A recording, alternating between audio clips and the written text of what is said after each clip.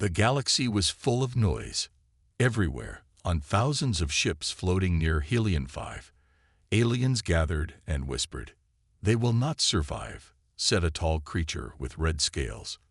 "No one can fight the sun," hissed another, its eyes like black stones. From icy planets to water worlds, from dark moons to glowing cities, aliens had come to watch the humans fail. Helion 5 was a cursed world. It was too close to its star. The ground was cracked and dry. Rivers had turned into dust. Mountains melted like wax.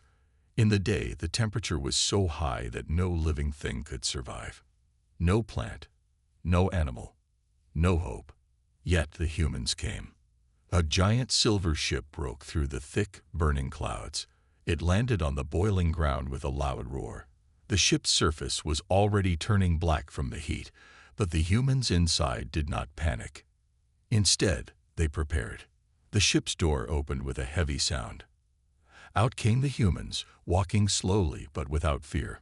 They wore strange suits, not bulky like normal spacesuits, but thin and shining like liquid mirrors. On their backs, they carried machines no alien had seen before. The machines clicked and hummed with life. The aliens laughed from their ships. "Look at them," shouted a blue-skinned merchant. "Their skin will melt. Their bones will crack." Another alien, long and snake-like, added, "They will run back to their ship screaming." But the humans did not run. They moved calmly, like builders starting work on a sunny morning. They set up strange towers, drilling deep into the ground. They connected thick, black cables between the towers, forming a web across the desert. "What are they doing?" asked a three-eyed scientist. "Building a grave," another alien joked. Everyone laughed again. But deep inside, some aliens felt uneasy. The humans were too calm, too sure. Hours passed. The sun grew hotter. The sand under the towers began to glow red. Still, the humans worked, building something bigger and bigger. Suddenly, one of the towers fired a beam into the sky, a blinding flash of light. Then another, and another. Towers shot lasers into the air, weaving patterns that no alien could understand. The crowd went silent. "What is this?" whispered an elder alien, whose people had studied stars for centuries. They are trying to fight the sun itself," answered a younger one, voice shaking. High above the ground, something started to form. A giant, shimmering net, thin as spider silk, but stretching wide across the sky. It caught the sunlight, bending it, changing it, slowing it down. The aliens watched, stunned. The humans were not running from the sun. They were catching it. One alien, a wise old creature from a world of eternal night, spoke in a voice full of fear. "If they succeed, they will become gods." Still, the sun was a monster, a giant storm of fire. Even the strongest shields in the galaxy could not stop a real solar flare. And as if hearing the humans' challenge, the star answered. A huge explosion burst from the sun's surface, a solar flare bigger than anything seen in 1,000 years. It roared across space like a living thing, racing toward Helion 5. The aliens gasped in horror. The humans looked up. Their faces, hidden behind shining helmets, showed no fear. The solar flare hit. The sky turned white. The ground shook. Every ship in orbit rattled like a toy in a child's hand. For a moment, it looked like the humans were finished. Their beautiful web of light broke apart. Pieces fell from the sky like dying stars. Dust and fire covered everything. Aliens closed their eyes. Some even bowed their heads, giving silent respect to the brave but foolish humans. But when the smoke cleared, a shocking sight appeared.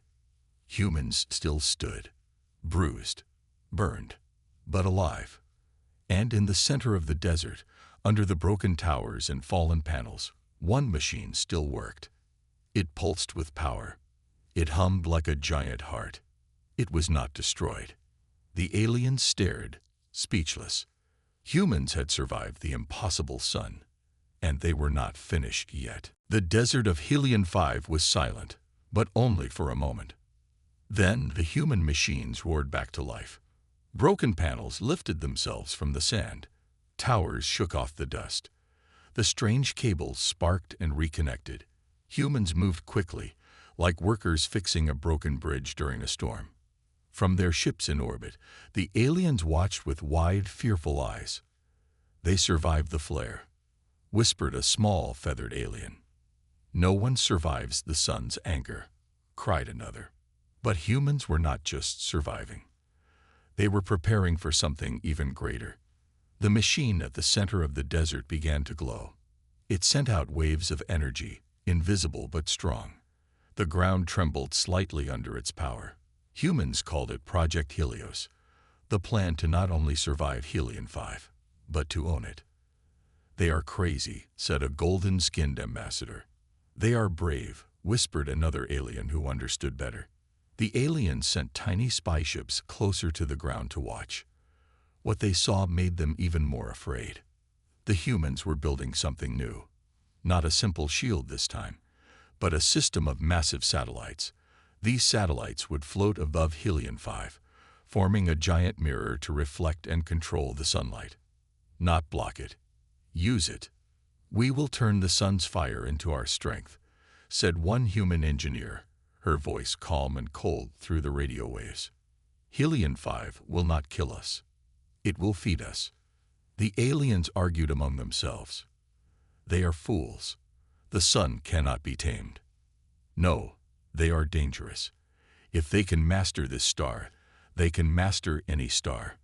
We must stop them before it is too late." Meanwhile, on the ground, the humans worked day and night. Giant machines dug into the ground, pulling out rare minerals. Robotic arms built satellite after satellite, launching them high into orbit. The shield started to grow again, bigger, stronger, smarter. Helion 5's sky changed color. It turned silver in the day, like the surface of a lake. The deadly heat began to soften. Shadows spread across the desert. Plants, tiny, brave ones, began to sprout in the cracks. The aliens gasped. Was Helion 5 healing? But just as hope flickered, disaster struck again. Deep inside the sun, a second flare was born. Bigger, angrier, hotter than the first. It twisted and screamed like a living monster. Humans detected it early. Their machines beeped warnings. Satellites flashed red alarms. The solar flare raced toward the planet faster than anything the humans had ever faced. The human commander, standing in the burning wind, smiled under his helmet. "Activate the shield," he ordered. The satellites responded. They moved into perfect position, locking together like puzzle pieces. A giant silver blanket stretched over the sky. The aliens held their breath. Would it be enough? Could thin human machines stop the rage of a star? The solar flare hit. The sky exploded with light. The ground cracked.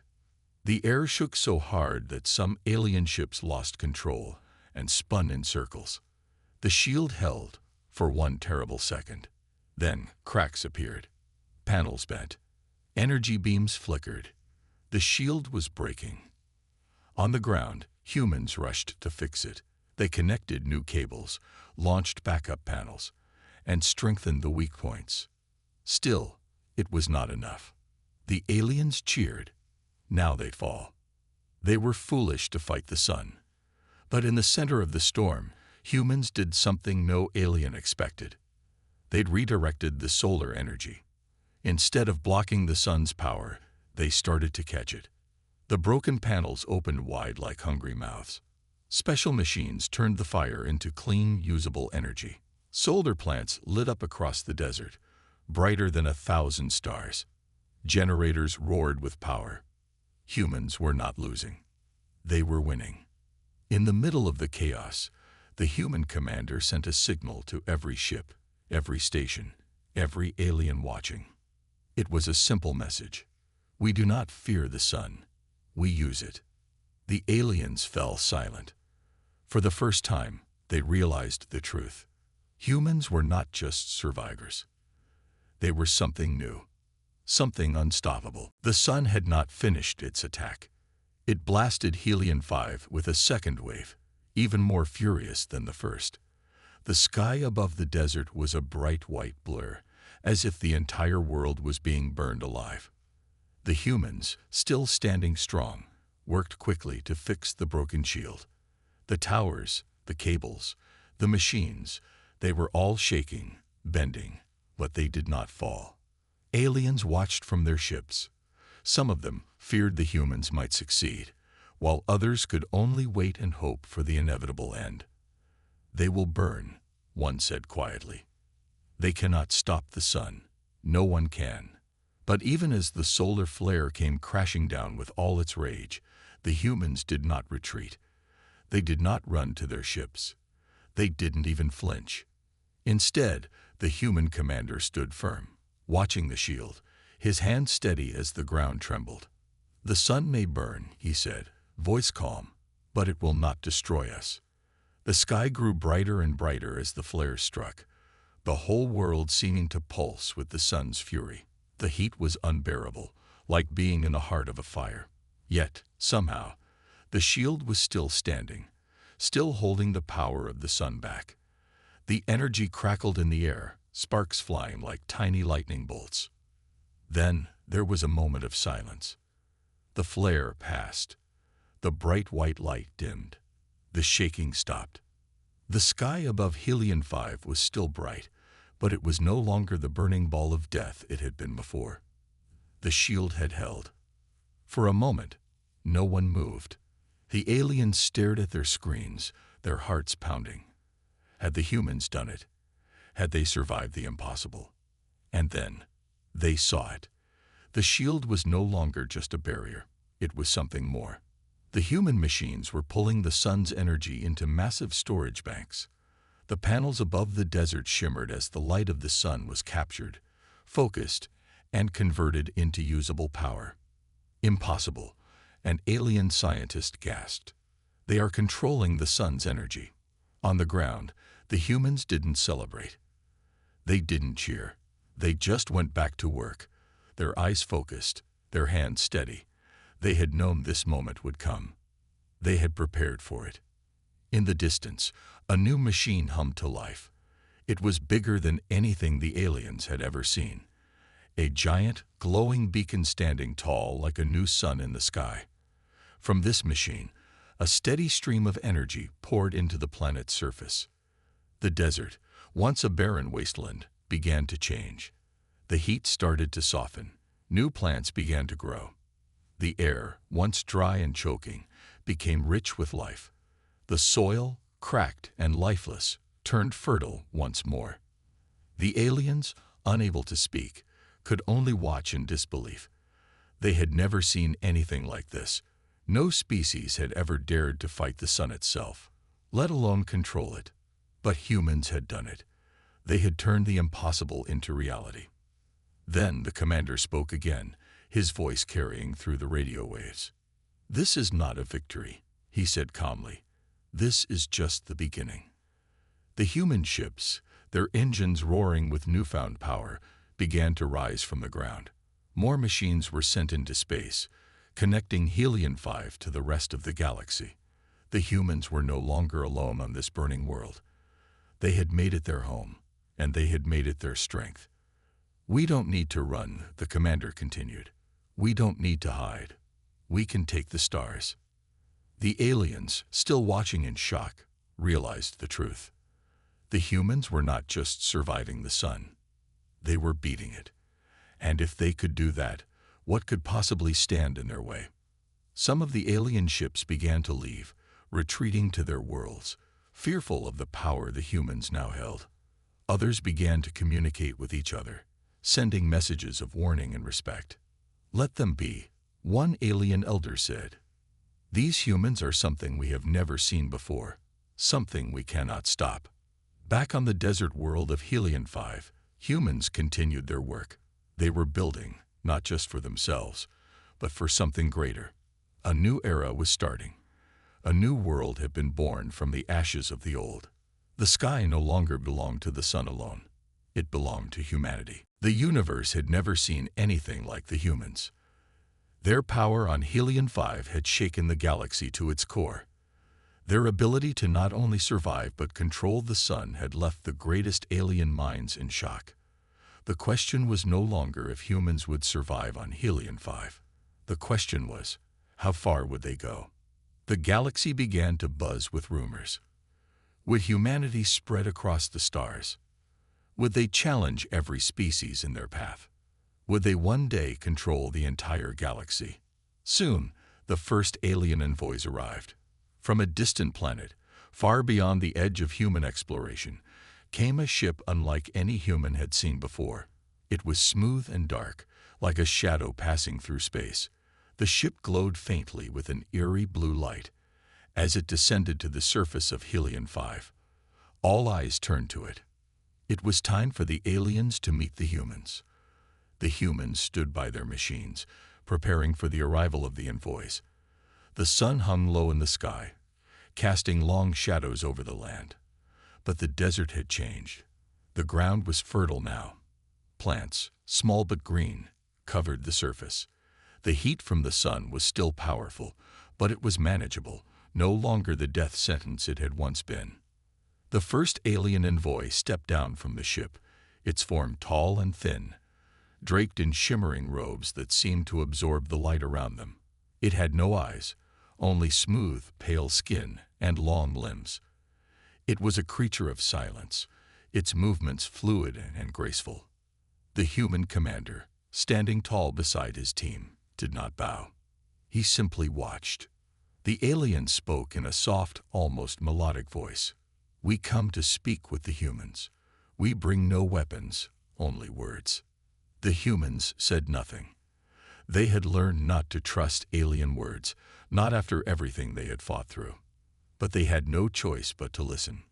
"We are the Taurans," the envoy continued, its voice like a breeze through a forest. "We have heard of your strength, your courage. The entire galaxy has felt the tremor of your rise. But we come with an offer, a chance for you to join us.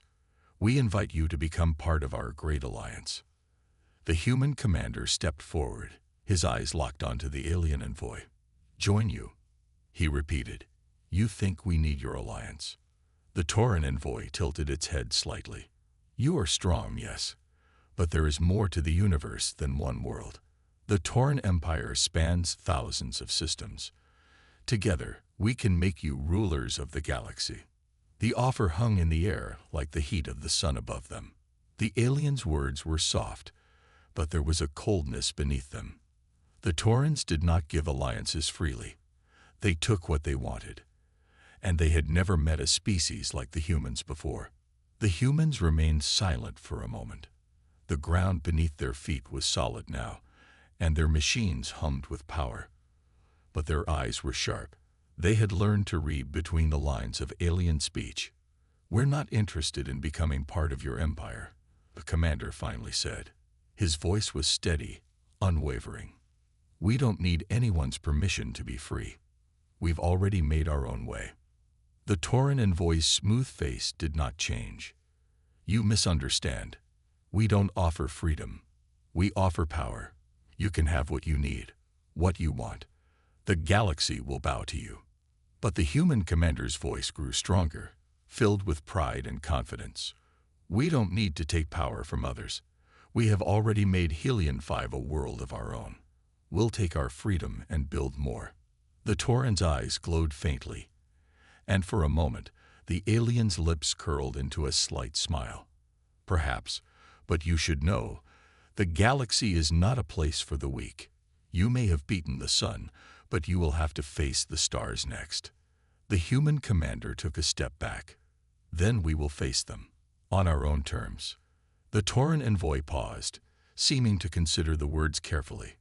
"We will leave now, but remember this. There is power in unity. Your path will not be easy. We offer you a chance to join us again, if you change your mind." With that, the envoy turned and walked back to its ship, its long limbs moving silently. The ship ascended into the sky, disappearing into the vastness of space, leaving a trail of shimmering blue light. The humans watched the ship disappear into the heavens. The desert was quiet once again. The commander spoke to his team, his voice low but filled with resolve. The Taurans are right about one thing. The galaxy won't leave us alone. But we don't need them. We'll create our own path, our own destiny. And with that, the humans turned back to their work. They were not just survivors anymore. They were creators, builders, leaders of their own future. As the sun set over Helion 5, casting the world in golden light, the humans continued to build, to dream, to fight. They had shown the galaxy their strength, and they were only just getting started. The sun rose over Helion 5 again, but this time it wasn't the same. The humans had turned the planet into something new. The deserts that once burned like fire were now filled with life. The plants they had nurtured stretched toward the sky, their leaves reaching for the sun, as if they too had become stronger. But the humans were not done. They had only just begun. After the Tauran envoys left, there was a silence that filled the planet. The aliens had gone, but their words lingered in the air like an unspoken challenge. The galaxy was watching, and the humans knew that they could not hide forever. The human commander stood on the edge of a high cliff, looking out over the sprawling fields of Helion 5. Below, his people worked, building new cities, powering up more machines, and setting their sights on the stars. "We've come far," he said quietly, almost to himself. "But this is only the beginning." He turned to the chief engineer, who stood beside him, a communicator in hand. "Any word from our ships?" the commander asked. The engineer glanced at the device. "They're still out there, exploring the outer systems. We've made contact with several new worlds. They are curious about us." The commander's eyes narrowed. "Curious or afraid?" "Both, I think," the engineer replied. "They see what we've done with Helion 5, and they wonder if we'll do the same to their worlds." The commander nodded. The Taurans had shown them one thing. There were more powerful species out there. Some were willing to join them, others would try to crush them. But the humans had learned something important from their struggle with the sun. They could fight, and they could win. A message flashed across the command center, cutting through the silence like a sharp knife. Incoming transmission from the Shava Empire. The Shava were a species as old as the galaxy itself, known for their wisdom but also their ruthlessness. The humans had never encountered them before, but now, it seemed, they were interested. The commander's fingers hovered over the controls. This could be the moment where everything changed. If they accepted the Shava's offer, they might gain allies, new technology, and even more power. If they refused, it could mean war. "Patch it through," the commander ordered. The screen flickered, and a tall, glowing figure appeared. It was the Shava leader, its body shimmering like liquid silver. Its eyes were bright and intense, like two burning stars. "Human commander," the Shava spoke, its voice smooth but cold. "We have watched you. Your defiance against the sun, your strength on Helion 5. Impressive. You are the only species to ever tame such power." The human commander remained silent, his eyes fixed on the Shava. "What do you want?" The Shava smiled, though there was no warmth in the expression. "We want to offer you a place in our empire. Your strength will be respected. Together, we can shape the future of the galaxy." The human commander's hands tightened into fists. He had seen this before, empty promises wrapped in sweet words. The Shava had ruled countless worlds, but they would not rule over humans. "We don't need your empire," the commander replied firmly. "We will stand on our own." The Shava's eyes flickered with something like amusement. "Very well. But know this, human, you cannot stand against the galaxy forever. We will see your people again. And next time, you will not be so lucky." The transmission cut off, leaving only the cold silence of space behind. The commander stood still for a long moment, his face set with determination. He knew that the Shava were not the last to challenge humanity. The galaxy was filled with enemies, and some would come to crush them. But he also knew that the humans had something no one else did. Unity, strength, determination. "We won't be pushed around," the commander said, his voice low but strong. "Helion 5 is just the beginning. The stars are ours to take." He turned to the engineer once more. "Prepare the fleet. We're going to make our mark on the galaxy." The world of Helion 5 was alive with activity. The people worked day and night, building ships, gathering resources, and preparing for what lay ahead. They would not wait for the galaxy to come to them. They would go out and claim their place in the stars.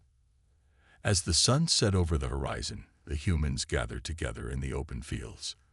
They stood tall, proud of what they had built. The once dead desert was now a green, thriving world filled with life. And in their hearts, they knew they had done the impossible. The galaxy may have looked at them with fear or even laughter, but that didn't matter anymore. The humans had proven one thing to every alien species across the stars. They were not weak. They were not to be ignored. And they were ready for whatever the future would bring. The new dawn of humanity had begun.